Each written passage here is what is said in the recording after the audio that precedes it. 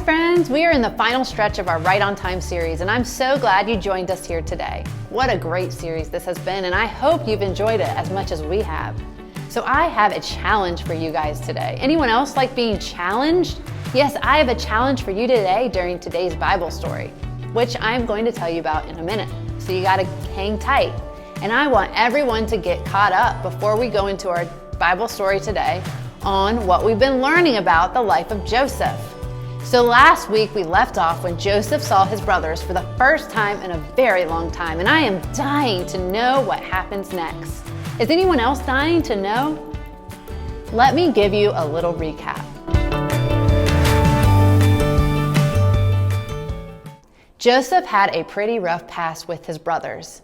Do you guys remember what they did to him? They threw him in a pit, they sold him into slavery to traders from very far away, and then they told their dad Joseph was dead, when in fact he was not. Joseph's brothers were jealous of Joseph because he was the favorite, and that's one of the reasons they sold him to traders far away. So many years later, when his brothers came to Egypt, where Joseph was, to get grain, Joseph knew exactly who they were. But his brothers didn't recognize him, and they didn't know they were standing in front of their very own brother. Joseph could have been very mean to his brothers, but instead he obeyed God by showing them kindness. He gave them grain and even returned their money. So before we continue, let's make this Bible story into a challenge, as I said a minute ago.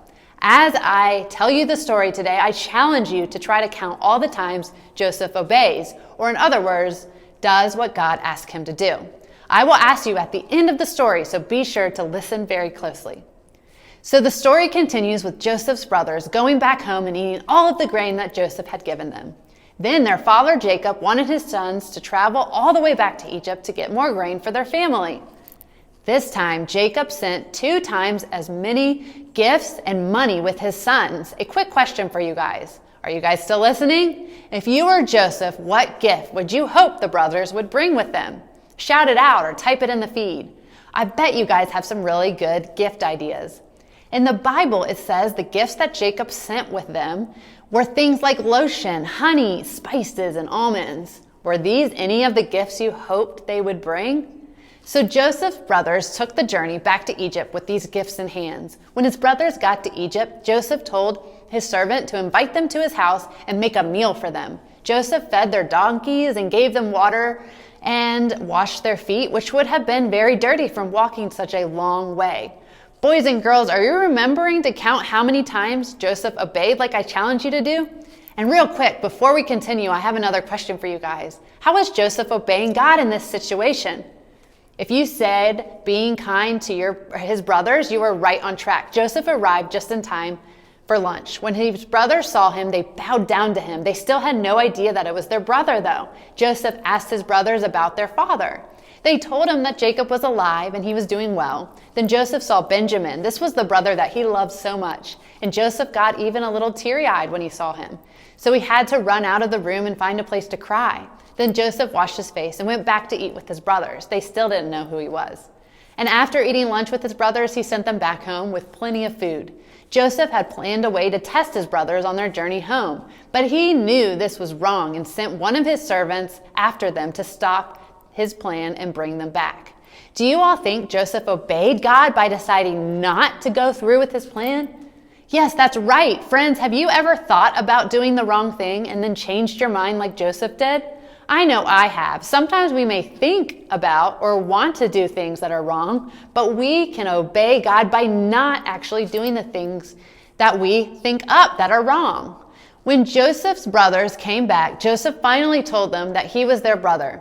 At first, his brothers were really scared because they knew and remember what they had done to Joseph a long time ago. However, Joseph told them not to be angry at themselves. You see, Joseph had obeyed God and forgiven them. When we forgive others, we're obeying God too. So after that, Joseph told his brothers to go home, get their father, and come back with their families to live in Egypt. Joseph wanted to take care of them and give them plenty of food.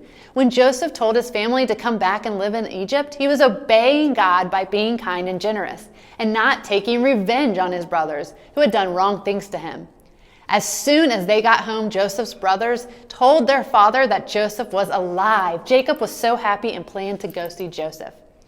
Okay, friends, so here is your quiz. How many times did Joseph obey God in this story? Hold up your fingers. 4 times. Way to go, Joseph. Does anyone remember some specific ways that Joseph obeyed God in this story? Let's recap them together.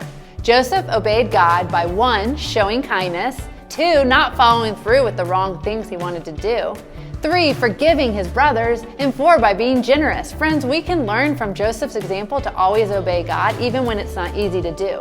When we choose to obey God, it not only affects us, it affects others around us too, just like it helped Joseph's family when Joseph obeyed.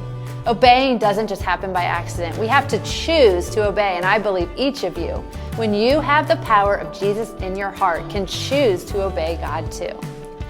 So think about this question, and then let's say our memory verse together. How can you choose to obey God this week? Let me repeat that one more time so you don't miss it. How can you choose to obey God this week? We've been working on memorizing a Bible verse from Micah 6:8. Today we are going to learn the last bit of it. Let's practice what we've learned so far, and then you can repeat each line after me when we add the new line too. The Lord has shown you what is good. He has told you what He requires of you. You must act with justice. The Lord has shown you what is good. He has told you what He requires of you. You must act with justice. Good job. Let's repeat this line. You must love to show mercy. You must love to show mercy. And you must be humble. And you must be humble as you live in the sight of your God. As you live in the sight of your God. Great job, friends. This verse is such a good one. Make sure you learn it and memorize it if you haven't yet. I promise your life will be better if you live by these words of God in this verse. I will see you next week for our final week of Right on Time back here on KidSpot. And remember this week, you are loved. Love you guys.